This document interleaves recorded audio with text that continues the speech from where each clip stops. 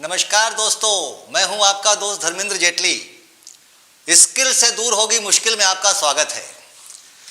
दोस्तों, इस कार्यक्रम के प्रायोजक हैं Nesta machinery Gujarat, Endeavour intelligent equipment systems private limited. ये दो कंपनियां हैं गुजरात में जो फ्लाई ऐश ब्रिक की मशीनें बनाती हैं और उन लोगों ने इस प्रोग्राम को स्पॉन्सर किया है। हार्ड एंड शाइन इस प्रोग्राम का रचयिता है, इस प्रोग्राम का मेन स्पॉन्सर है। तो दोस्तों, पिछले अध्याय में हम लोगों ने जाना, पिछले एपिसोड में आप लोगों ने देखा होगा तो हम लोगों ने मोटा मोटी चीज़ों पे चर्चा की थी और रनिंग कैपिटल तक, इस बिज़नेस को करने के लिए कितनी रनिंग कैपिटल लगती है और क्या रिक्वायर्ड प्लांट एंड मशीनरी होती है, क्या डॉक्यूमेंट, इस पर अपन ने बात की थी। अब आज अपन लोग दोस्तों बात करने वाले हैं इसके आगे, इस बिज़नेस को करने के लिए हमको क्या क्या चीज़ें और ध्यान में रखनी हैं। लेकिन दोस्तों, एक ज़रूरी चीज़ मैं आपसे आज के सेशन को चालू करूं, इसके लिए आपसे एक बहुत जानकारी चाहता हूं और आप लोग के इंटरेस्ट के बारे में बात करना चाहता हूं कि आप इस धंधे को करने का जो मन बना रहे हो या मन बना चुके हो। बहुत सारे लोग जो मुझे इस वक्त देख रहे हैं तो इस धंधे को कर रहे हैं, इस धंधे को करने का मन बना रहे हैं। कुछ लोगों ने ऑलरेडी प्लांट एंड मशीनरी का ऑर्डर भी कर दिया होगा। तो दोस्तों, मैं आपसे जानना चाहता हूं कि इस बिजनेस के लिए आप जो जा रहे हो, फ्लाई ऐश ब्रिक या फ्लाई ऐश ब्लॉक के बनाने के बिजनेस के लिए, तो इसको करने के पीछे आपका मेन मोटिव क्या है? क्या आप वाकई इस प्रोडक्ट से कन्विंस्ड हो? जब आप घर बनाओगे तो आप चूंकि अगर आपने प्लांट लगा लिया है तो आप निश्चित ही फ्लाई ऐश ब्रिक ही लगाने वाले हो, लेकिन फ्लाई ऐश का ईटा आप इसलिए लगा रहे हो, फ्लाई ऐश ब्रिक का प्लांट आप इसलिए लगा रहे हो कि इसमें आपने अपने हिसाब से कुछ कैलकुलेशन किया होगा कि इसमें 50 पैसा बचता है, 1 रुपया बचता है, बहुत प्रॉफिटेबल काम है, बहुत इजी काम है, करना क्या, इधर माल डाला, उधर से मशीन ने थप थप ईट निकाला, काम हो गया। तो दोस्तों, जितना आसान आप इस काम को समझते हो उतना आसान है नहीं। पहला तो मैं आप लोगों से निवेदन करूंगा कि जो आदमी इस ब्रिक से पूरी तरीके से कन्विंस नहीं है कि फ्लाई ऐश का ब्रिक अच्छा है वाकई में, इसलिए अच्छा नहीं कि आपने प्लांट लगा लिया है या आप प्लांट लगाने वाले हो और आपने अपने आप को किसी तरीके से समझा दिया इसके प्रॉफिट और इकोनॉमिक्स को कैलकुलेट करके कि बढ़िया रोज का 5,000 10,000 रुपया छापने का धंधा है। अगर इसलिए लगा रहे हो तो आप अभी भी रुक जाओ। अगर आप इस ब्रिक से कन्विंस हो वाकई ये अच्छा प्रोडक्ट है, क्योंकि आज आप ब्रिक बना लोगे, कल जब बेचने जाओगे तो आपका इस ब्रिक के प्रति कन्विक्शन ही आपके सेलिंग में काम आएगा। अगर आप स्वयं लगता है कि नहीं यार ठीक है बनाते हैं, लेकिन अगर अपने खुद को घर बनाना होगा तो मिट्टी का ईटा लगा देंगे या अब लगा लिया प्लांट तो लगाएंगे, लेकिन आपको इस ब्रिक की प्रॉपर्टीज नहीं पता है, आपको इस ब्रिक के बारे में आप फुल्ली कन्विंस नहीं हो ये ब्रिक क्यों लगाना चाहिए। पहला तो ये इको फ्रेंडली है, दूसरा वाकई में आप कितना भी इको फ्रेंडली प्रोडक्ट बना लो लेकिन बात रेट पे अटक ही जाती है। आप जब बाजार में जाओगे, हर नया नया प्लांट लगाने वाला बंदा क्या होता है, मैंने देखा है, एक कीड़ा होता है। वो क्या होता है, एथिक्स का कीड़ा।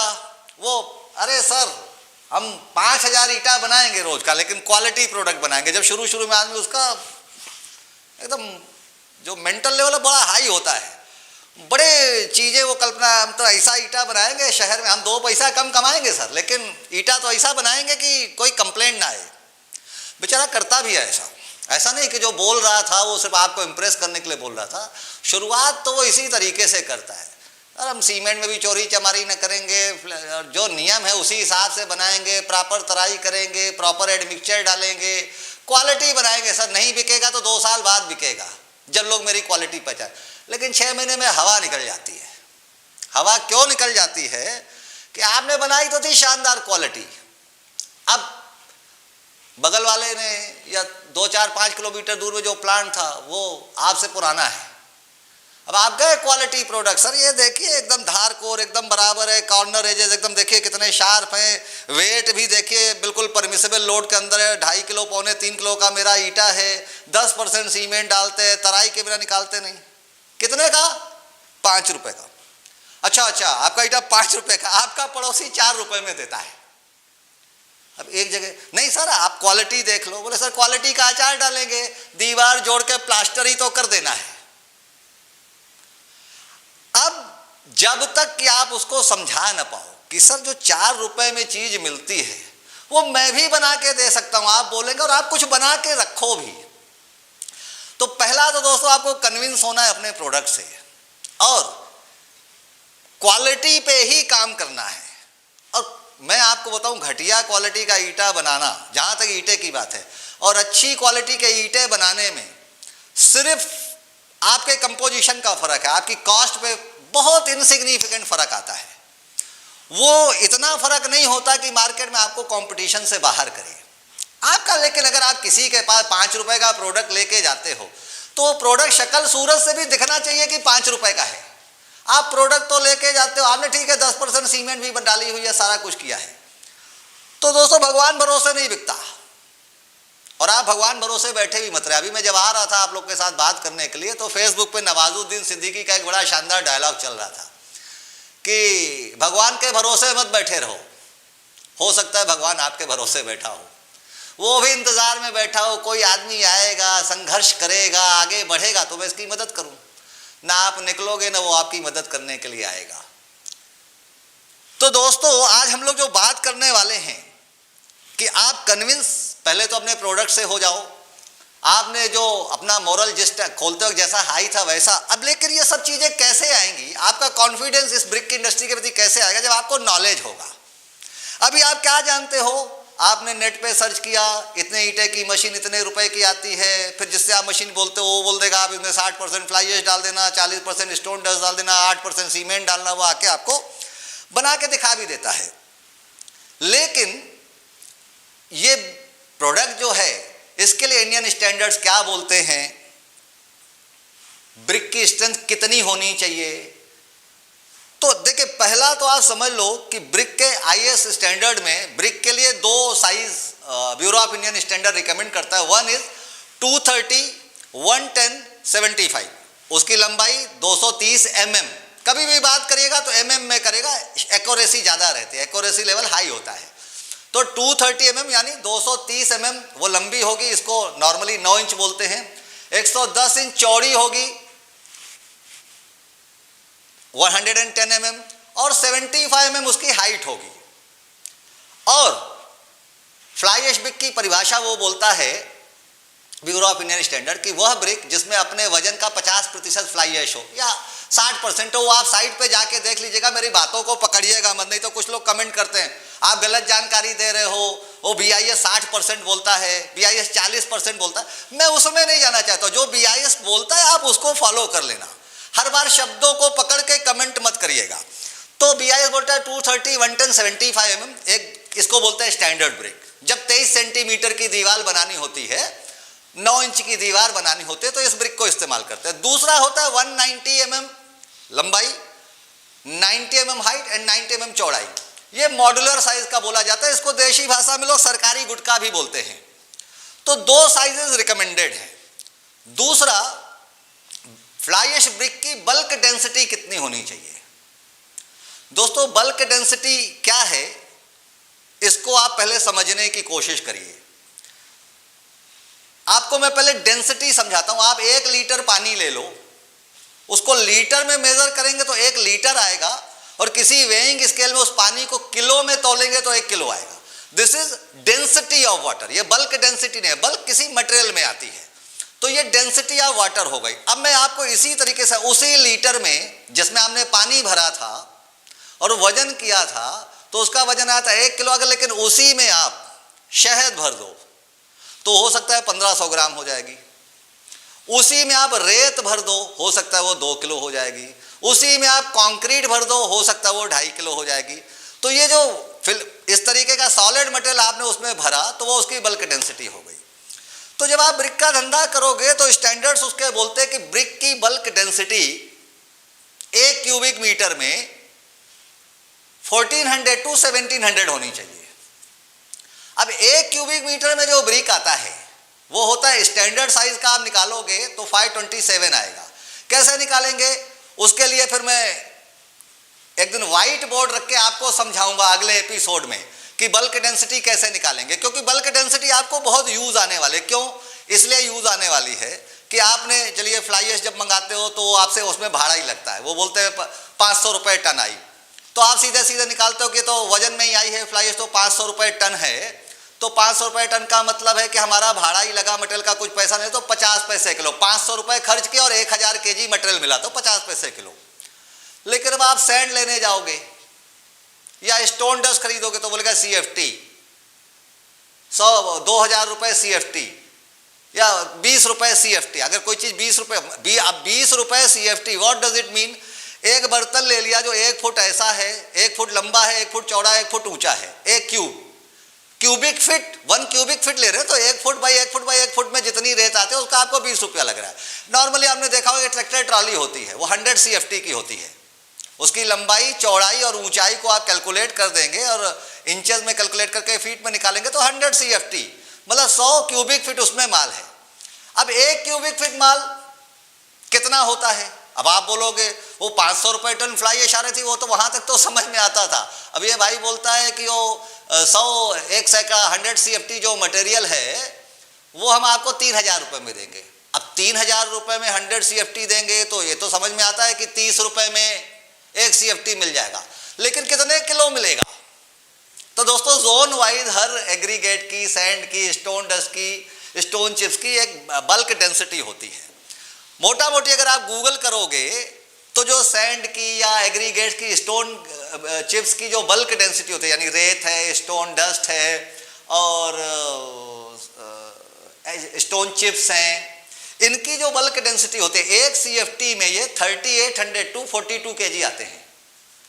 मतलब 1 CFT अगर आपको 30 रुपये, तो आप एक थंब रूल मान लो अपने बिजनेस के हिसाब से कि आपके पास जो माल आ रहा है वो 1 CFT में कोई 40 किलो के आसपास उतरेगा, तो 30 रुपये खर्च के 1 CFT मतलब 40 किलो मिला, तो वैल्यू डिवाइडेड बाय वॉल्यूम, 30 रुपये खर्च किए 40 किलो माल मिला। इस चीज को आप कहीं नोट कर लो, याद कर लो, अच्छा रहेगा कि 1 CFT माल जो है, 1 CFT में क्या क्या, सीमेंट है, सैंड है, स्टोन चिप्स है, एग्रीगेट्स है, इनको आप मान लीजिए कि 1 CFT में करीब करीब 40 किलो मिलता है। तो अगर 100 CFT मिल रहा है, एक मतलब एक ट्रैक्टर ट्रॉली में 100 CFT आएगा, तो आप मान के चलिए 4 टन मिला। एक ट्रक में आग मंगाते हो वो 500 CFT का है, तो आप मान के चले 5 चौक के 20,000 kg मिला, 20 टन मिला, तो आपने जितने रुपए खर्च किए उतने 1000 kg से उसको आप, तो 1 CFT इंटू 40 kg, आप एक थंब रूल पकड़ के ले लो, आपके बिजनेस में काम आएगा। इसी तरीके से जो कंक्रीट होती है, जब हम उसमें सीमेंट मिलाते हैं, सैंड मिलाते हैं, कंक्रीट बेसिकली 3 चीजें रहती है, एक बाइंडर होता है, एक फाइन एग्रीगेट होता है, कोर्स एग्रीगेट होता है। तो फाइन एग्रीगेट हो गया बालू, रेत, stone dust, M sand, wash sand, जो भी आप यूज करते हो। एग्रीगेट में 6 mm, 10 mm, 20 mm के स्टोन चिप्स हो गए, तो स्टोन चिप्स, फाइन सैंड और सीमेंट को मिला के जो मटेरियल बनता है उसको अपन कंक्रीट बोलते हैं पानी डालने के बाद। तो गीली कंक्रीट की जो डेंसिटी होती है वो 2450 kg पर क्यूबिक मीटर के आसपास होती है। 2400 से 2550 kg पर क्यूबिक मीटर होते हैं, आप गूगल भी करके देख सकते हो। तो वो हो गई उसकी डेंसिटी। मैं डेंसिटी आपको क्यों समझाता हूं, क्योंकि अब जब अब दूसरा एक चीज और आपको क्लियर कर दूं, जैसे फ्लाई ऐश है। अब फ्लाई ऐश की आप डेंसिटी देखो बहुत कम होते हैं, वो 1 क्यूबिक फीट में आप देखोगे तो करीब करीब, अगर 1 क्यूबिक फीट में जो स्टोन डस्ट है या सीमेंट 40 किलो आती है 1 CFT में, तो फ्लाई ऐश आपकी करीब करीब 20 किलो, 22 किलो, 25 किलो आएगी। आप लीटर से अंदाजा लगा सकते हो, जिस लीटर में आप बालू भरोगे, सीमेंट भरोगे, तो हो सकता है वो 2 किलो को पार करे, तो उसमें आप फ्लाई ऐश भरोगे तो 900 ग्राम के आसपास आएगी। तो ये उसकी डेंसिटी है। डेंसिटी इसलिए आपको जानना जरूरी है कि जब आप ब्रिक का मिक्स डिजाइन बनाओगे, पैन मिक्सचर की कैपेसिटी सपोज आपकी 600 kg की है, तो आप उसमें एक बार में 500 kg का मिक्स बनाओगे।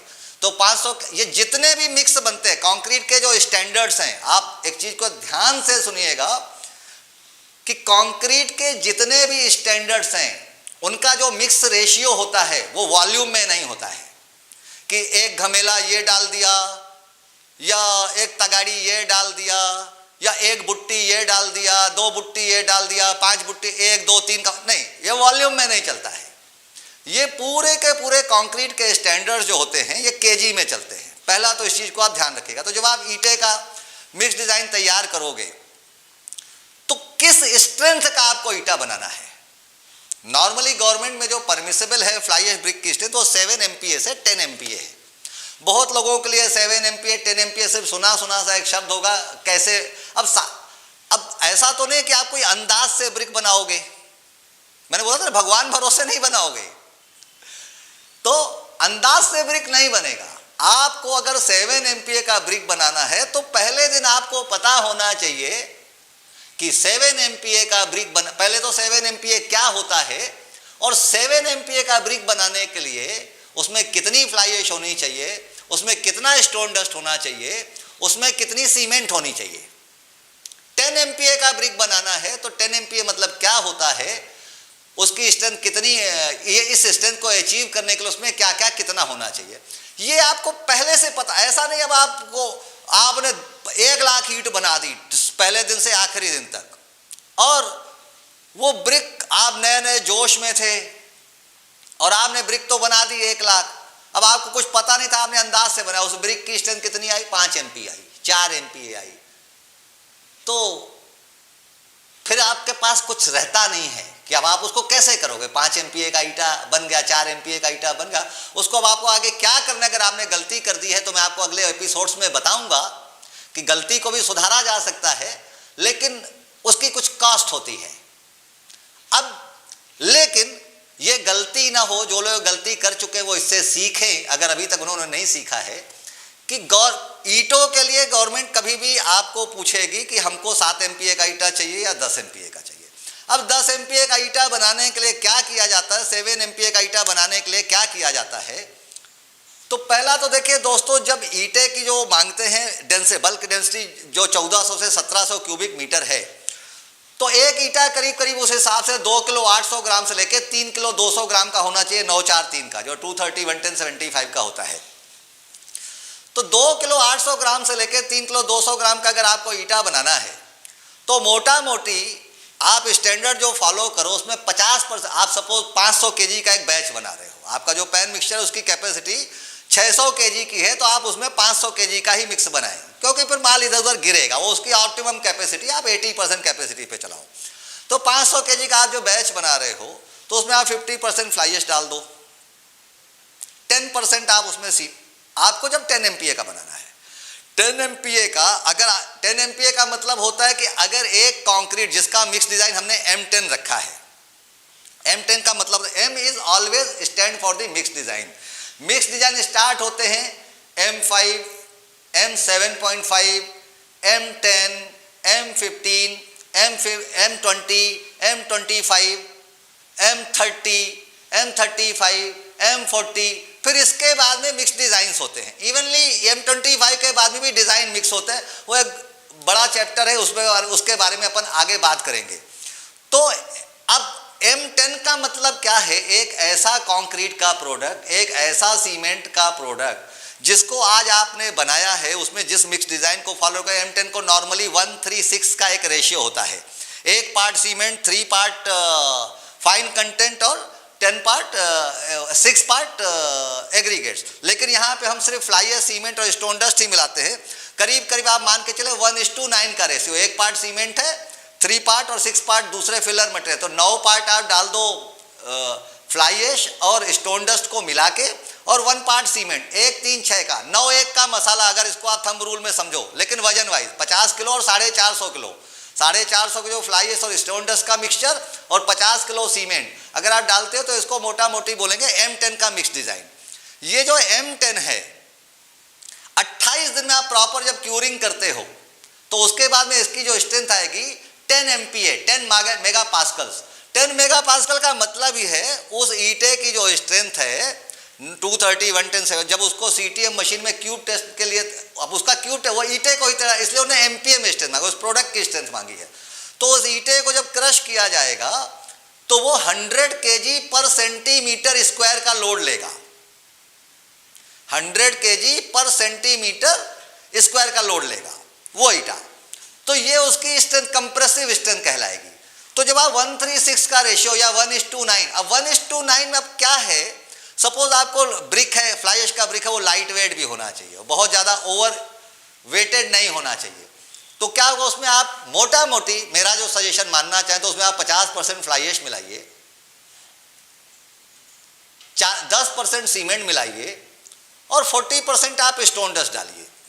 अब एक चीज आप ध्यान रखिएगा कि जैसे जैसे 50% से ऊपर आप फ्लाई ऐश को बढ़ाओगे तो ऑब्वियसली स्टोन डस्ट घटता जाएगा, तो आपका ईटा बहुत हल्का बनता जाएगा। मान लीजिए आप अगर 50% fly ash, 40% stone dust, 10% cement बना के कोई ईटा बना रहे हो तो उसका वजन मान लीजिए 3 किलो आता है। अब आपने यहाँ पे और उसकी स्ट्रेंथ 10 MPa आ रही है, एक मिसाल के तौर पे। तो अगर आपने यहाँ फ्लाई ऐश को 50 से 60 कर दिया, स्टोन डस्ट को 40 से 30 कर दिया और सीमेंट को बराबर 10% रखा, तो हो सकता है वो ईटा जो 3 किलो था आपका 2 किलो 800 ग्राम का बन जाए। पर ध्यान रखिएगा उस ईटे की स्ट्रेंथ 10 MPa नहीं आएगी। जितनी स्टोन डस्ट ज़्यादा 50-40% स्टोन डस्ट की आई थी, अगर आपने स्टोन डस्ट को घटाया और फ्लाई ऐश को बढ़ाया तो ईटे की स्ट्रेंथ उतनी ही नहीं आएगी। उस केस में आपको फ्लाई ऐश बढ़ाना पड़ेगा, सीमेंट बढ़ाना पड़ेगा। क्यों? क्योंकि फ्लाई ऐश एक लो डेंस मटेरियल है, स्टोन डस्ट एक हाई डेंसिटी मटेरियल है। और इसका उल्टा भी इतना ही सही है कि अगर आप 50% फ्लाई ऐश डाल रहे थे, अब उसको आप 40% पे ले आए, स्टोन डस्ट को आपने 40 से 50 कर दिया और सीमेंट आपने 10% ही रखा, तो आपकी स्ट्रेंथ पहले से ज्यादा हो जाएगी। अगर 10 MPa हो सकता है वो 12 MPa का बन जाए। इट इज सब्जेक्ट, मैं आपको एक एजम्पशन के तौर पे बता रहा हूं, लेकिन ये थंब रूल है। तो स्टोन डस्ट आप बढ़ाएंगे और फ्लाई ऐश घटाएंगे तो आप, और सीमेंट को अगर कांस्टेंट रखते हैं तो आपके ईटे की जो स्ट्रेंथ है, स्टोन डस्ट बढ़ाने से आपके ईटे का वजन बढ़ेगा, तो उस केस में आपको सीमेंट बचा सकते हैं लेकिन ईटे का वजन बढ़ जाएगा। और अगर आप बहुत लाइट वेट बनाना चाहते हो ईटा, तो आपको स्टोन डस्ट को घटाना है, फ्लाई ऐश को बढ़ाना है, पर उस प्रोपोर्शनेट में आपको सीमेंट भी बढ़ानी है। कुछ एडमिक्सचर्स भी आते हैं, लास्ट में आपसे जब इस सेशन को अंत करेंगे 2-3 एपिसोड्स के बाद में, तो फिर उसमें कुछ एडमिक्सचर्स होते हैं, अपन उस पर भी बात करेंगे। अभी आप अपने ब्रिक की इस पे बात करते हैं तो आपने स्टैंडर्ड समझा, रिक्वायर्ड स्ट्रेंथ समझी कि 7 MPa to 10 MPa is the required strength for the fly ash brick. हालांकि AAC और CLC ब्लॉक तो 4 kg 5 kg यानी 4 न्यूटन 5 न्यूटन के भी एक्सेप्टेबल है, लाइट वेट है। अब फार्मूलेशन ऑफ ब्रिक्स पे भी मैंने बात की। ब्रिक चूने और लाइम को बना के भी बनता है और ब्रिक सीमेंट और फ्लाई ऐश को बना के भी बनता है। उसका अगर आपको डिटेल फार्मूलेशन चाहिए दोस्तों, तो मैंने बाकायदे व्हाइट बोर्ड पे, मेरा एक चैनल है hard and shine chemicals private limited, उसको भी मैं इसके साथ में शेयर कर दूंगा। ये विशाल खबर के सौजन्य से मेरा प्रोग्राम बनाया जाता है, जनता को जागरूक करने के लिए, नए एंटरप्रेन्योर्स को स्किल करने के लिए, प्रोडक्ट की अवेयरनेस बढ़ाने के लिए। मेरे चैनल पे आपको मैं लिंक शेयर कर दूंगा।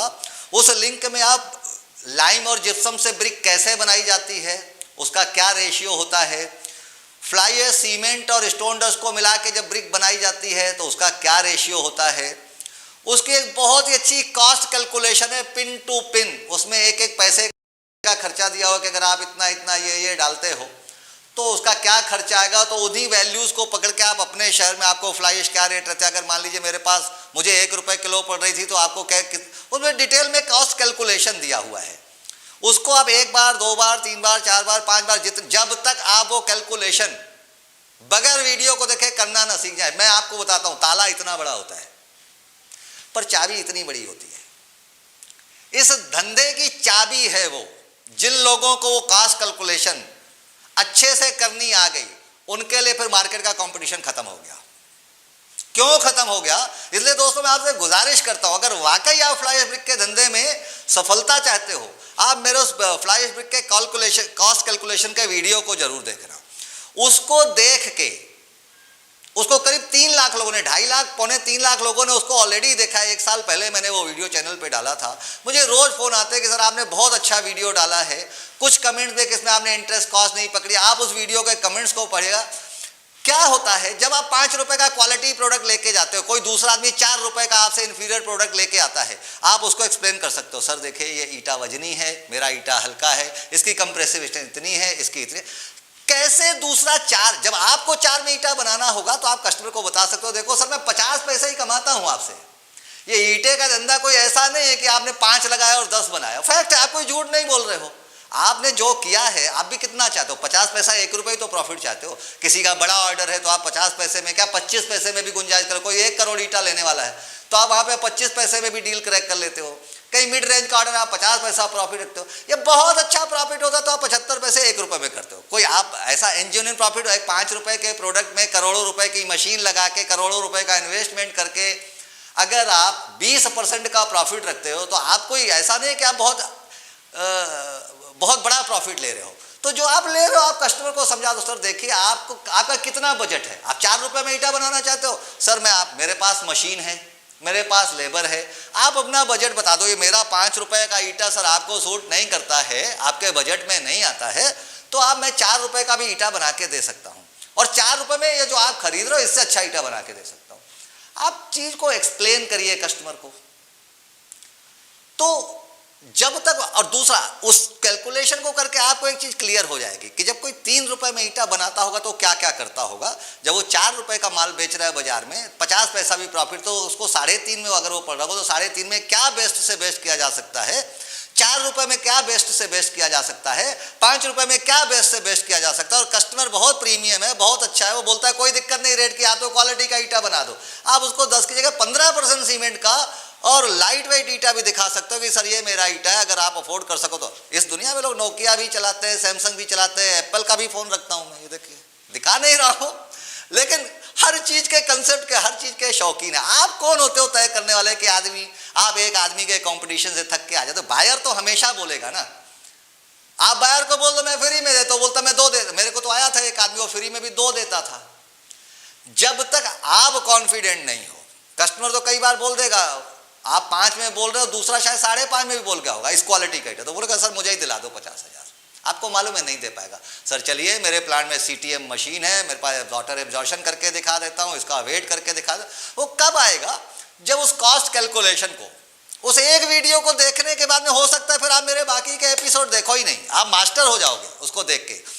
वहीं पे आपको मिलेगा, उसी के आप फॉलो करके कम ज़्यादा करके अपने प्लांट में रोज एक नए ट्रायल कर सकते हैं। जब मैं 40% फ्लाई एश डालता हूँ, 60% स्टोन डस्ट डालता हूँ, 10% सीमेंट डालता हूँ, तो मेरे ईटे की कितनी स्ट्रेंथ आती है, उसका अपीयरेंस कैसा होता है।